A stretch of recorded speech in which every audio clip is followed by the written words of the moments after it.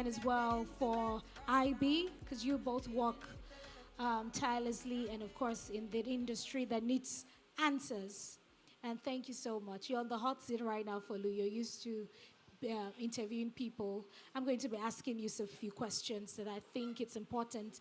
And if you have your questions, please, you can as well just signify, raise your hand, and then you throw in some questions.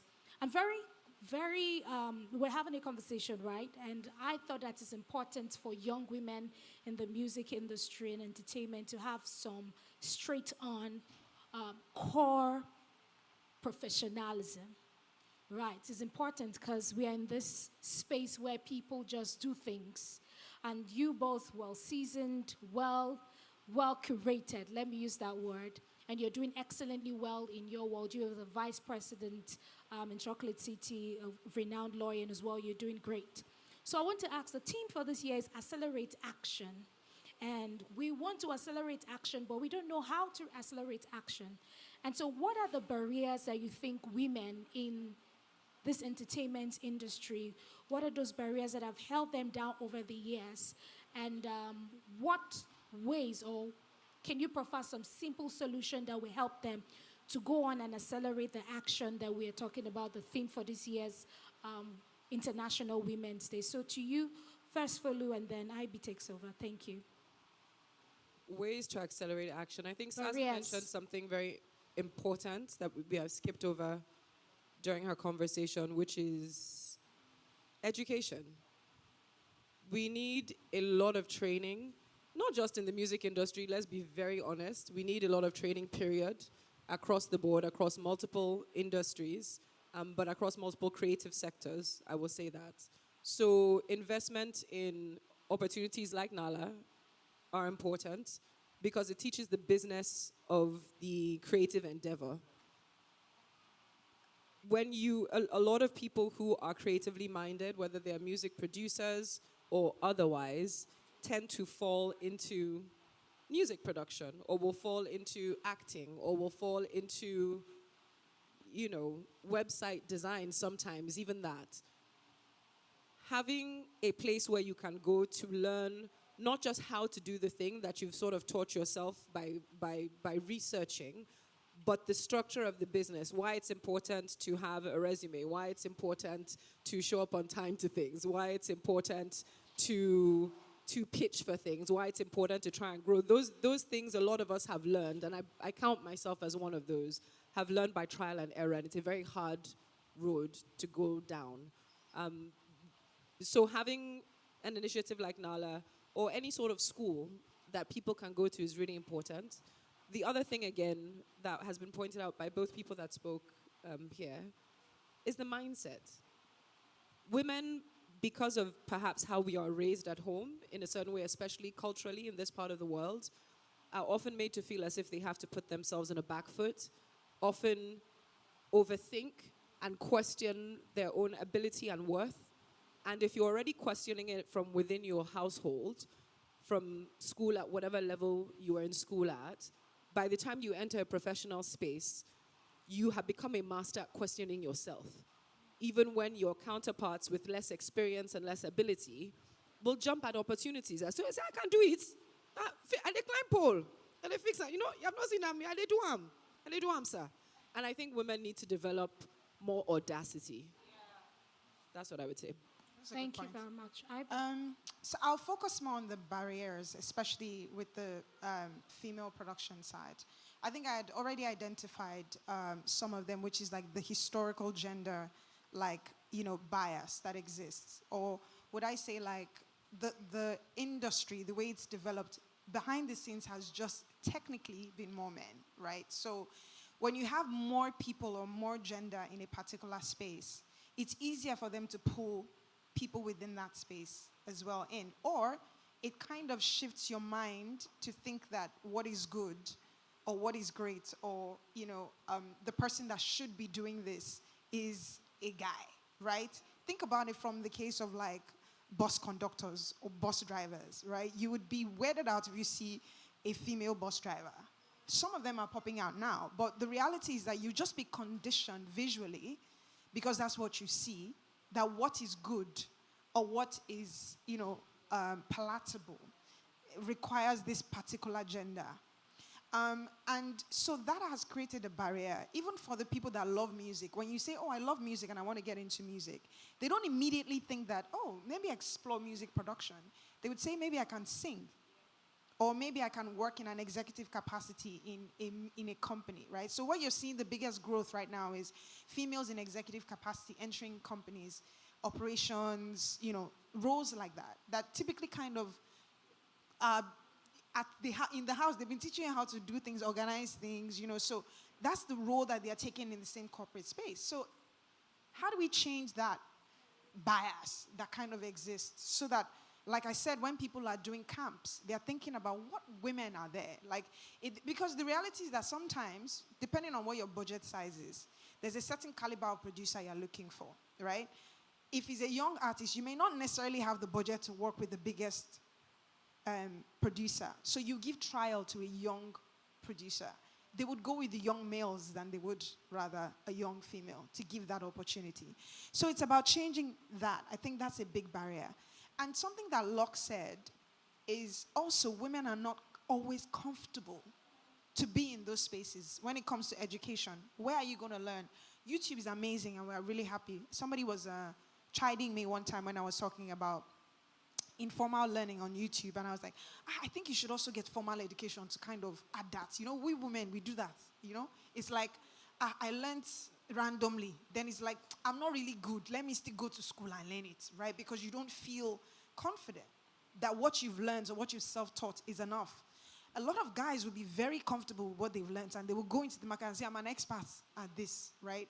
And so you wonder, why do we as women question ourselves when we learn that way? What about that validation requires us to go the extra mile? When people are saying, you have to do 110%. I'm so tired of hearing that. It's like, oh, as a woman, you need to do 110%. That's where that mindset of formal education also comes in. I have to be able to present to them and prove to them that, please give me the opportunity because I have this certificate, right? So that's another thing. It's like, how do we create more spaces for women to learn in a way that they don't doubt themselves after they've run through the program, right? Like, they've gone through the program, they're like, I still need more. I still need more. I still need validation. We need more of these programs that show, okay, there's a Sazi, there's a Duni, there's a Lock, there's a Bots, there's a YK, right? There's a Zara, there's a Care, right? These are women that are behind the scenes and producing, but people are not really talking about them. Even if you think about the artist, Simi is a producer. She would readily identify herself as a singer-songwriter before she does a producer or an engineer. Thames, for the longest time, was calling herself a singer-songwriter before we found out that she was a producer.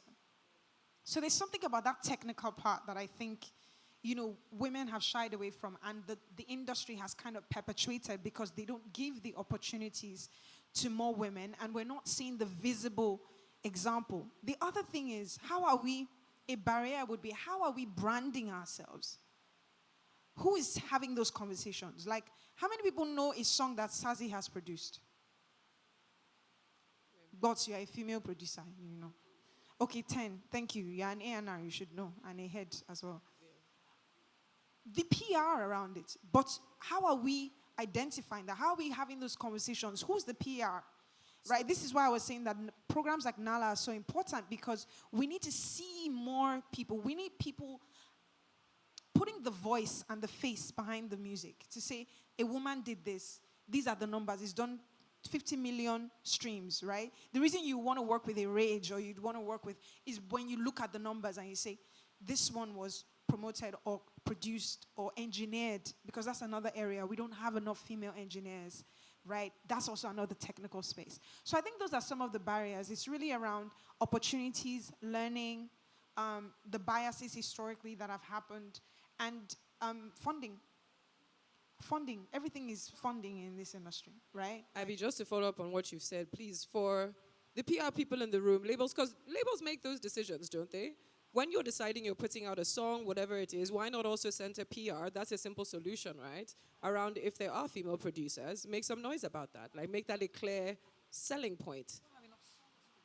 Because we don't have enough songs produced by women, but where there are, it's not really lauded. Like and I'm a media person, so it's not really something that's put front and center 9 times out of 10. So again, you had spoken earlier about quotas, right?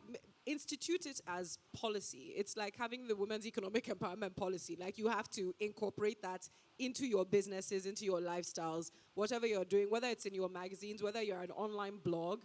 Think about the percentage of stories that you have about women and what percentage of those stories are about who they've slept with versus what they've done.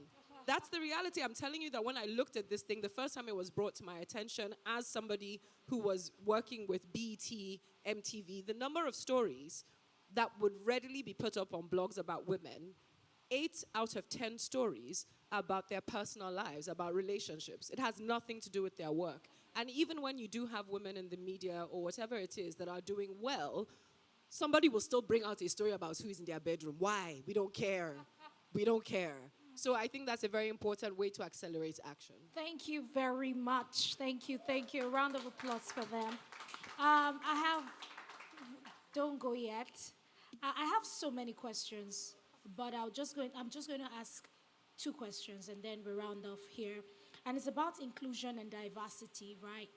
How can we ensure that women from diverse backgrounds and experiences are represented in music production? Aibee, Folu. So I think it starts from, that's one of the things that I was saying that we would like to do. It needs to start early. Like when they say, what is your career path? What do you want to do? How many people are saying, I want to be a music producer? It's because they don't know about it, right? So when they're having career fairs in schools, when people are talking about the options that are available, what we want to be able to do is go to different universities and say, this is also another option for you, and then kill some of the perceptions and stereotypes around it. Like, no, it's not true that production has to happen in the middle of the night, alone in a room with a guy smoking pot or whatever the case is. As the producer, you're actually controlling the environment. What you want in that environment that would stimulate you to produce well or to work at your optimal is what you're able to create. But a lot of people don't know that they have that control, right? So if it's your studio, you can say, oh, okay, my hours are this time to this time. We'll do 2 sessions. And you tell them how you want to do it, right? So that's a perception that we need to be able to. And then also, like I said, how many people are we amplifying to say, oh, by the way, did you know that Thames is also a producer? Did you know that her first album, majority of the songs were actually produced by her? This is how much she's made. Because if you think about it, the things that parents are worried about is, can my child take care of themselves? Is this something that can actually feed them so that they're not so dependent on me? That's really what the issue is. So how can we create the statistics or share the statistics to show that actually this is a viable career path for a long time, right? So you're earning publishing. If you make a great hit, you may not need to do anything for the rest of your life because that thing is going to keep generating money for you forever, right? So how many people know about the business side and are educated about the business side enough to consciously make a decision that I want to invest in this as a career path? So we want to catch them young and share that information about the, what it is, how they can control it. For people that, maybe you're not necessarily the most social person, but you love music, that could be a way. You don't necessarily need to be in front of the camera. That could be another way for you to be involved in music. If you create sounds in your head or you listen to a song and you're like, I wish they did this. This would have been better. Technically, you're an architect. You should be in the creation process. So how do we create more opportunities for that? So it's like education, really, like you said, but just in a different way. This is an opportunity for you. This is how you can go through it. And then we create paths for that. To say, oh, we are working with this distributor so that whatever it is you create through Nahla is distributed through this place. Or you're going to be working with international producers that will guide you through the process. We're trying to create that ecosystem for that. Thank you very much. Folu, the last question I'm going to just ask you. We have a lot of people in this entertainment industry that don't have skills, like she's mentioned. And she's mentioned those skills that you should go through, education and the others. What other character do you think will help them become better and, help them accelerate their promotion and their success in the industry? Other important character traits: keeping to your word. Commitment is really important to people who are putting money behind you or your business or your skill set. When someone invests in any individual, whether as an employee, whether as an entrepreneur, what they are backing is not really your skill, it's not really your business, it's you, and it is your integrity. There is a tendency within the creative environment to think that you don't have to follow through on things you say you're going to do. That perhaps maybe is a side effect of a lot of lack of formal training in different respects. As people are getting into the informal, it's not even the informal sector, but this creative sector that can be very fluid, they're getting into it without a lot of structure behind them at the beginning. And the tendency is to form habits that are destructive over time. You mentioned something very interesting, this idea, and it's a false idea, where you create only in the nighttime, in the dead of hours, like under the influence of goodness knows what. And it may work for you in your 20s for a while, but the reality is we've seen so many stories, and we continue to see the challenges that OGs have over the years, and this is on a global level. So I will say discipline is important. Your ability to keep to your word and integrity is important. Those are really the core things. And just mental fortitude. We're also existing in a time where everything is bad for our mental health. Yeah, living is bad for our mental health in general, but are we about to quit? I don't think so. Everyone, myself included, and I say this, we need to learn how to develop toughness and mental toughness. We are living in a time where we have the most access and the most ability, the most access to technology, the most access to information. The generations that people here are raising are the most exposed and the most educated generations in the world, but it means that you're also exposed to a lot of atrocities, you're also exposed to a lot of bad behavior, and the onus is on you to set discipline for yourself, because it will hold you in the long run, especially in the creative space, where it's easy to have a quick moment where you blow up, everybody knows your name all of a sudden, but you will just as quickly fizzle out. The people with the longest staying power, who are earning money, because at the end of the day, it's also your ability to survive and to thrive, they have done that through discipline, and it's been hard-earned and hard-won discipline. So I would say those are important. I want to add to that because I think it's very important. There's a sense that because you are in music, you can just do whatever you want at any time. Do you understand? And I find that it's actually very it may work for you to a particular point, but you find that you're not as productive. Like, it almost requires you, because it's music doesn't mean it's not a job, right? So people, when they are working in formal places, they start 9 to 5. There's regimented hours of when things would work, right? So it's like, how are you structuring yourself? And to be honest, some people work best at night.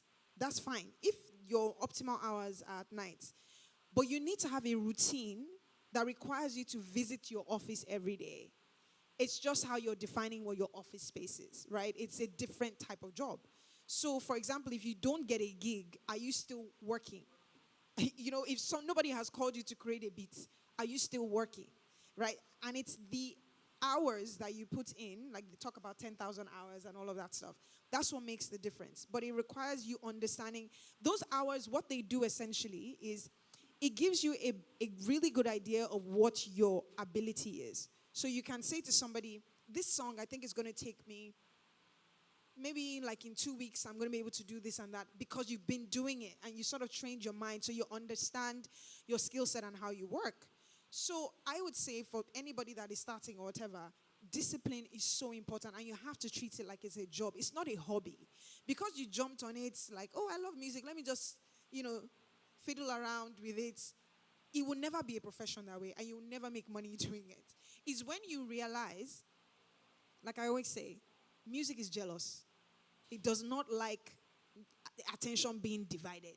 So if you're going to be a musician, you have to put in the hours and understand that you are dedicating your time to it. That's the only time that it ever really, yields anything. Otherwise, it's just a hobby. Go and get another job and be doing it on the side. That's what I would say. Thank you very much for the meaningful conversation and answers to our questions. Please, if you have questions, can you signify before we round off the segment? Questions? Okay. We have one question. Thank you very much for this session. I think I have a question. The question really is, we preferred solutions to how to make female participation in the production space more active. Let me start off by a word of advice. I think that look, a great song is a great song is a great song. It doesn't make a difference if it's Thames or Sounds on the Beat. When you hear the song, you like it. So to the females out there, focus on making the best music, not the best sex-focused music. When I say sex, I mean gender. That's all. Number two, you only do by doing.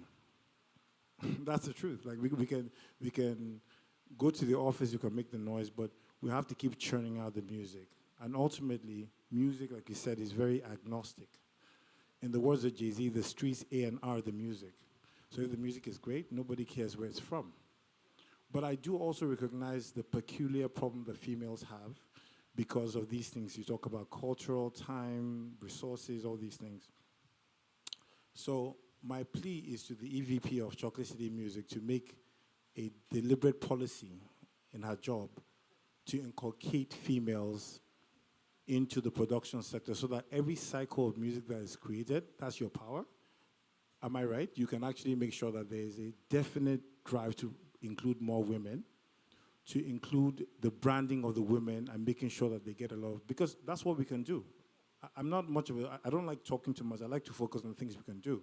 So my question to the EVP of music is, what is your policy to ensure that there's a deliberate platforming beyond Nahla, which is really a great initiative, but you have a lot of pull. You're on the MPN, you're on several platforms, and I think that it has to be a clear policy that's going to be, socialized, whereby we say, you know what, every year we must have at least a 30-40% quota that is female empowered. Because you see, what happens with televisioning of things is that once something is popular, people jump on it. The reason why people are excited about female artists now is because a Beyonce, a Thames, these are like billboards, right? So the minute Sazi, the minute Look, I like your name, by the way. Like, immediately, these people are put on that, and we do more platforms. So we have to almost inculcate them in everything we're doing. Ms. Toms, you have platforms as well. We have to just put them inside that space. And I can assure you that it's not a function of gender. It's a function of how great the content is. So thank you once again for the opportunity. Thank you, Abidoye, for your comments / questions / yeah. So I'll answer that actually. I have been a bit intentional about that, and thankfully 10 is here. 10 is our head of A&R. Nice to see you, 10.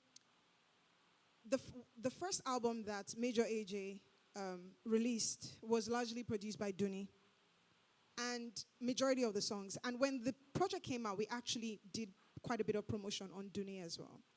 And I remember being very intentional that when we're doing the writing camp, I would like for us to also put in female options as producers. It's not me managing which song is going to come out, but at least the opportunity to. And I think Duni ended up having like 3 or 4 songs that she produced on that album. She created a sound, actually, which was very interesting. He'd been doing all this Afrobeat stuff, and then Duni just came in and gave this, I think the music was ahead of its time. It gave like a very EDM, very like dance vibe. And it was so ahead of where everybody is that I even think that it's later that people would appreciate that project. And it's because we gave that opportunity. But we leaned into it because we saw that the sound was really cool and we wanted to just go with great music. So that was one. Noon also has an amazing song that I'm so excited about with Sazi, actually, that has been produced. So I always try, and I tell my team all the time, I always try in everything, from bringing in people in the executive capacity to getting more female producers in the room. It's something that I'm actually genuinely passionate about, and I try to lend my platform to as much as I can. But in terms of like, how can we change the narrative? I feel like it's a bit more tricky, and I'll tell you why. The first time that we were doing our first cohort for Nahla, we had to extend the registration period because women were not registering. And I thought it was weird because I'm like, you're not paying. We're paying for everything. We're paying for your boarding. We're paying for your feeding. We're paying for the trainers. We're teaching you about business. We're teaching about the legal side. We literally were covering the cost of everything for 10 days. And still, we couldn't get women to register. So for me, it's about even the idea that it's possible for me. That's one. Two, I think that there is something about like women feeling like they should get into music. They're fascinated by it. They love it. They want to do it. But they retreat when it comes to like other things that are important, like how old am I? Can I really get into this? How far can I really take this? Should I even bother starting? How far can I really take this? Can I have a career in this? And I think it's a lot of those biases that we need to break down at the school level when they're still young, when their minds are still malleable, and telling them the positive sides. Most people didn't want to do music until there was Wizkid breaking certain barriers. They didn't want to. When Ojo Alagba was doing what it was, and everybody was like, now if you interview majority of the young guys now, they'll tell you, Wizkid. Because somebody did it, right? And it's not because there weren't people before doing it, right? There were, but they reached a certain level that it was undeniable that this thing can actually. So it would require us funding, covering the cost of most of these things, advocating for it, talking about it, which is why it was so important for me that this platform and this thing happened today, because it's almost about hearing. There's something about the hearing and the seeing and the doing. They all have to kind of happen at the same time for you to see that change. And it may take a while. We may keep, a lot of all this is not funded. This is personally like, because even getting brands to be like, please fund my thing and what I'm doing. If it is male-centered, I'm sure that I will get a lot more support. But they're thinking about it, what am I going to get out of it? How many, like, women are producing, like... So a lot of it is also putting my money where my mouth is and making sure that it happens. And I think we need more of that. That's why I was saying the policies need to happen. People need to take a chance, because then you see the Missy Elliott's, you see the Solanges, you see the Lisa Presleys, people that created monster hits that are female. Alicia Keys is still advocating for this, by the way. So it's a global problem. But I think with the numbers that we have and the representation that we have in Africa, we must start talking about it now, because Afrobeat is popping right now. That means that the sound that we can create and export is happening now. We have to take advantage of that opportunity. Hopefully the window doesn't close, but if it closes, it's going to be harder, right? So that's what I was saying. Like, it's more than just saying, we have to start doing. Yes, thank you very much, Folu. And just to point out, because there are also questions in the back, for everyone, again, that does press, I always go back to press, because media influences culture in all ways. For people that are running adverts, please put a female producer in there. It sounds ridiculous, but I'm tired of seeing, the woman is in the kitchen cooking, the man is going to the office. Why can't she not be a producer working from a house? Like, these are the things we're talking about. For films, Yolanda, your next film. Can we have, hello, thank you so much. Pitch that. You have the access. Thanks so much. But it is worth considering. But there are questions in the back. Yeah, please. Thank you, everyone. I'd like to say, not so much a question, but maybe just a comment, is that I've always been wary of quotas. They never end well. And this applies to everything. Even if you're, like, there's a time when we're talking about how do people say, get more quotas for people who have neurodivergence, make sure that you have a 10%, they must be there. Those things never end well, because over time they dilute quality, inevitably, in almost every industry. Once you start saying, let's set aside 30% and they must be women, over time, the quality of staff you have will degrade. And this is a challenge for anyone who is doing anything, approaching it from a quota point of view. What I think is important is what you're already doing is that, like people say practice makes perfect, right? When it comes to something that people consume, right? You always have to go back to what is the market doing? Like the people who are buying this music, what are they doing? How are they consuming it? Why are they consuming this music? Are they really buying a song because of the producer? 90% of the people who listen to music don't know who produced it. 90%. Some of your favorite songs, you have no clue who the producer was, or you like the song. You see what I mean? So, in this sense, the market is telling you that what you need is excellence, right? It's not really to be a man or a woman or whatever. It's to be an excellent producer. And now the question now becomes, how do I become an excellent producer? This is not, again, about gender, right? It's how do I become an excellent producer? And people say practice makes perfect, right? So it means that, because producers, just like anybody else in creative industries, get better over time, right? Even a painter, my son is a painter, and when he started young, you can see how young his hand is, and his hand gets better. Now he's 17, it gets better, right? So the point is, the important thing is giving these young ladies practice, giving them more time to practice their craft. This is probably the only rules, because if you approach it through a quota point of view, what happens is the people who need to accept her work are artists, right, who sort of have their own sound, right, who sort of, there's something that happens between the artists, most times, like, people know about the partnership between, let's say, De Niro and Scorsese, right?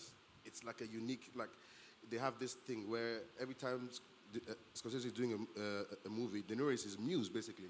Or maybe he now has a new one, DiCaprio or whatever. It's the same thing with music. Sometimes a producer is like, what's his name? Reinhard and MI, or Chopsticks and MI. There's just a thing that happens. You can't invent it. You can't force it. You can't say, oh, MI, try these 10 girls and see if you like one. It's not going to do it, right? So I think, and I love the initiative. Of course, we support Nahla 100%, and our madam is there.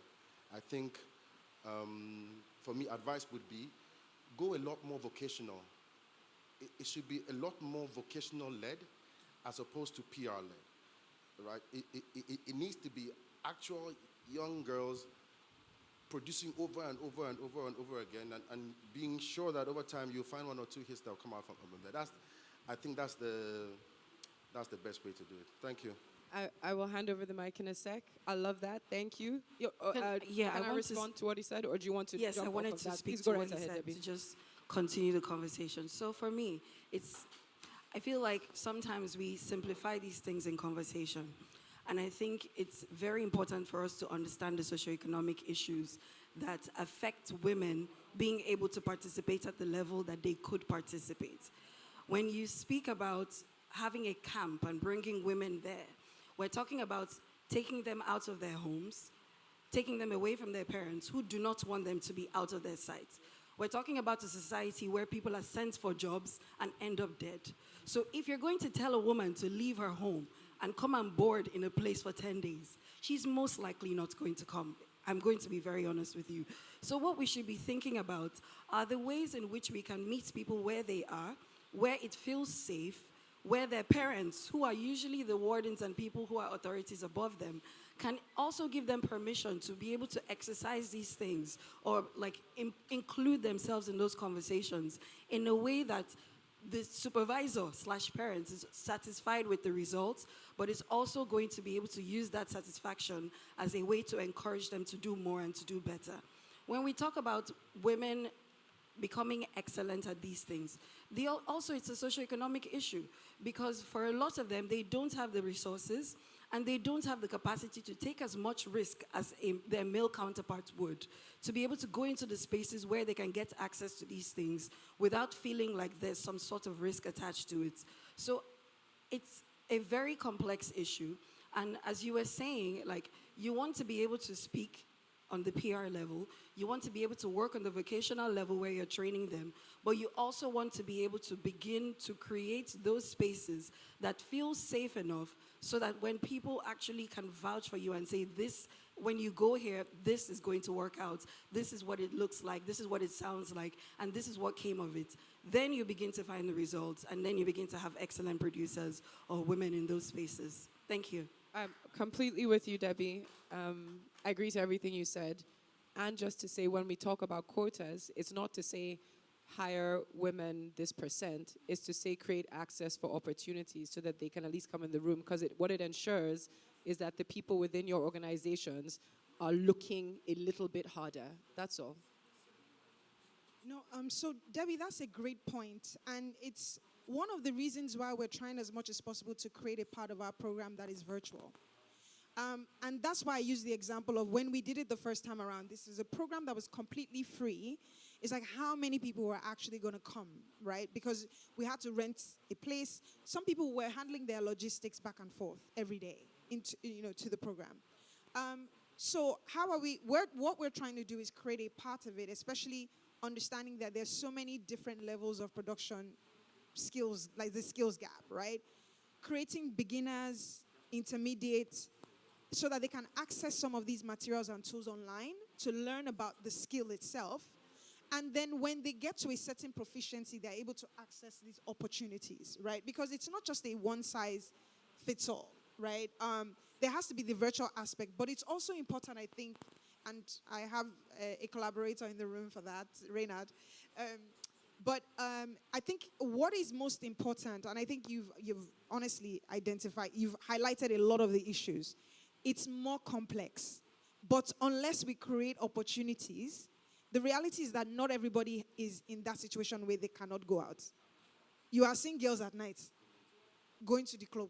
I'm not saying that it is. No, I'm being honest. Like, it's just about what you prioritize. And unfortunately, it's a lot harder. Like, you hear more of women that are like, I'm a stubborn person. I said no. If you talk to Duni, her own story is very similar, where she had to talk to her brother to convince her parents. If you talk to Dija says the same thing. She had to talk to her brother to convince her parents that she wants to do music. It's always this sort of like, everybody is protecting the girl. She cannot do anything. She can't make a decision by herself. And it's like, how do we, I'm not saying that it's not important. It is. But sometimes that can be stifling. Sometimes that can create a situation where people are living their lives without self-actualization, which for me is the most paramount thing. Self-actualization being doing what you want to do. You love it, and it gives you a certain level of fulfillment, right? So, Debbie, to answer your question, yes, we are trying to solve for that, having access virtually so that they don't have to leave the comfort of their home at whatever level they're in. But it does not take away from the importance of practice in this space with experts. Because the reality is, using the tools, there are a lot of things that people learn that may not necessarily be written anywhere. It's just because of their own experience. And you have to do that. So it's just one of those things that maybe you can't capture all, but you capture most. So we're trying to make sure that we have both virtual, but also in person. And another thing to identify is continued education. I don't know about Sazi, but Sazi, you were talking about how, like, when you worked outside, it was different, and there was a different experience for you. Even the business, that is something that for me is like continued education, but it's on the job. You talked about how you went to One Beat. Seeing that opened your mind, right? So it's like the people that are even good in our industry, how are we allowing for continued education? Those are some of the conversations that we're trying to have at Nahla. How can we partner with people like Alicia Keys to say, oh, there's a Sazi that is amazing in Nigeria, if she's open to it, can we do like an internship for a month that is funded by Nahla, right? That gives you the opportunity to be in a room with somebody that has done it on a certain level, and it gives you hands-on experience that is different, that opens your mind up in a substantial way, so that we're creating more opportunities locally. So thank you for those points, Paul and... Yeah, hello. So I have a question, but I'll give a bit of a background to my question.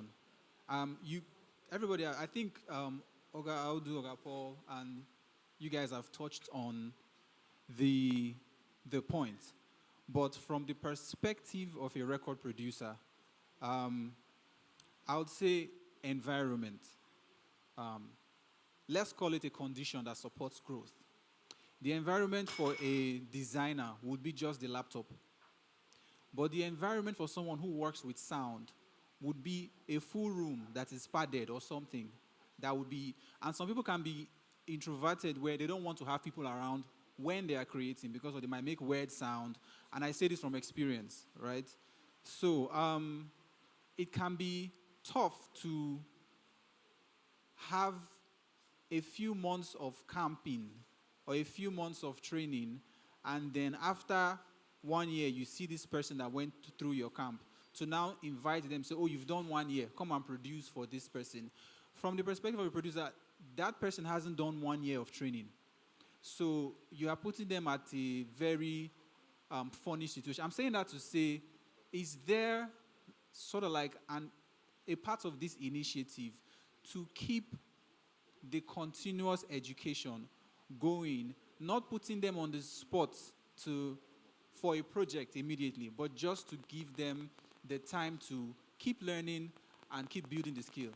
For women, I'm saying this because when the year I met MI, January 2014, my production wasn't as good as when I started working on the album.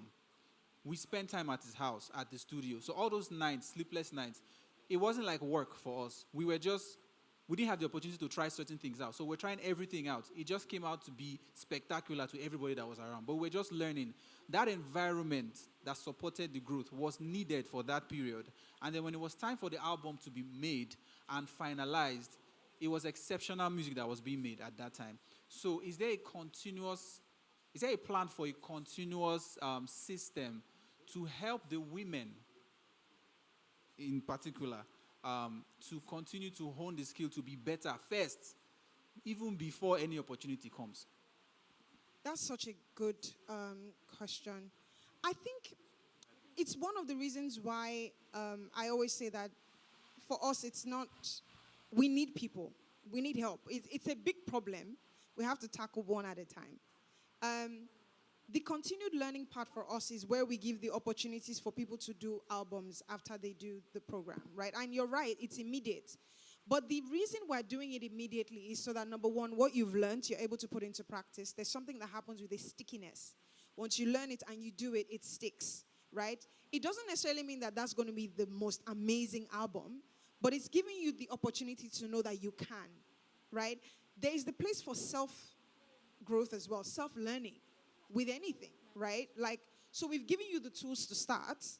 How are you moving that forward by yourself? And that's why I was saying that we're trying to have, platforms or partnerships with people like PRS. If there's any opportunities, like Locke went to One Beat as well, that's further development. How we were able to help, we supported whichever way we could. When people reach out to us that they have programs or they need sponsorship for things, there's another girl, Aibee. Aibee too went to another program after ours. We supported with funding as well, right? So what we're doing is incentivizing their growth. If we're not able to do everything in-house, we learn about what they're doing and then we put money towards it, or we put support towards it so that they're able to continue that journey of learning, because it's not something that would happen immediately. We're hoping that we're able to grow to a place where we have something called the Nahla House. People can come, create music, sit down there, learn. That's our big goal, right? Have some 5-6 studios dedicated primarily to women, or maybe it's discounted, they can come in there. But it's the idea that they have a space that supports that learning, continuous learning. But right now, what we're doing is we do the program, and then whatever support we can give to the women that pass through the program, we do. Some, we even negotiate some of their contracts for them, because that's another area. When they get the opportunities, are they being taken advantage of? So obviously I'm a lawyer, so I'll look at those contracts. Because of my experience, I'm able to advise them. This is how you should do this, say this, And that's another area that we're looking to get support. If we can get lawyers that join us, give us reduced fees, so it's an ecosystem. It's a big, not a problem. It's a big thing that we need to try to solve for. And we think that with everybody we can. Thank you. Thank you very much. A round of applause for Folu Stomps and, of course, Aibee. Let's just take a picture. And then we have our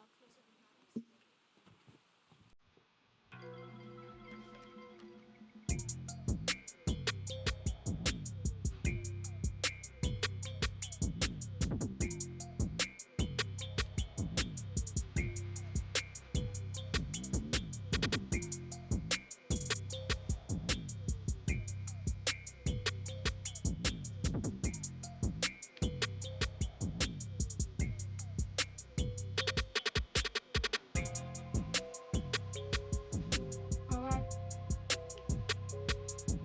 Thank you, everyone. I'm sure it's been a meaningful conversation here, and we've learned quite a lot.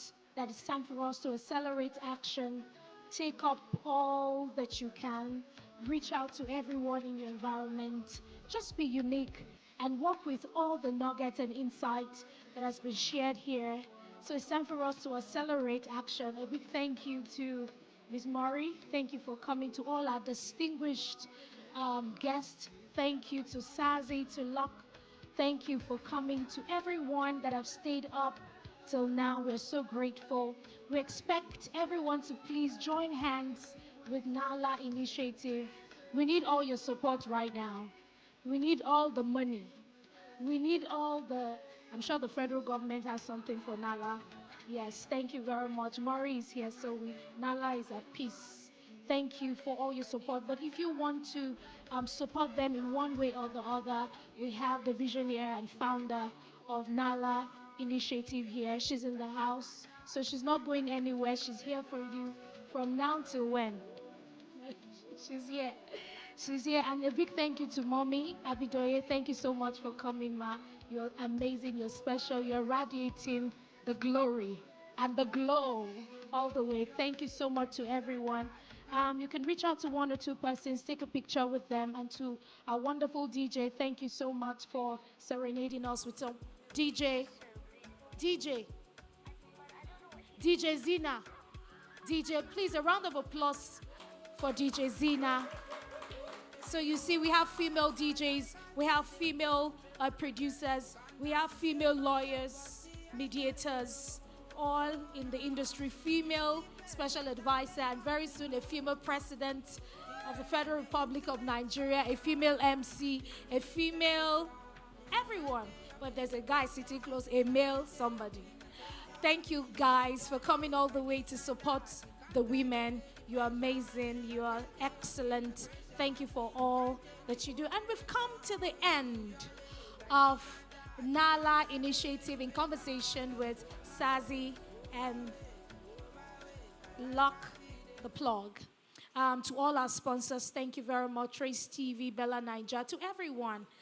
We want to say thank you for supporting this initiative, and we're sure we'll be reaching out to you very, very soon. Keep your DMs open, your phone lines open, and that's it. From me, Sabrina Osma, it's a wrap, and see you very soon. A round of applause for yourselves. A picture, Sazi, 3, Lock, Folu, Stunts.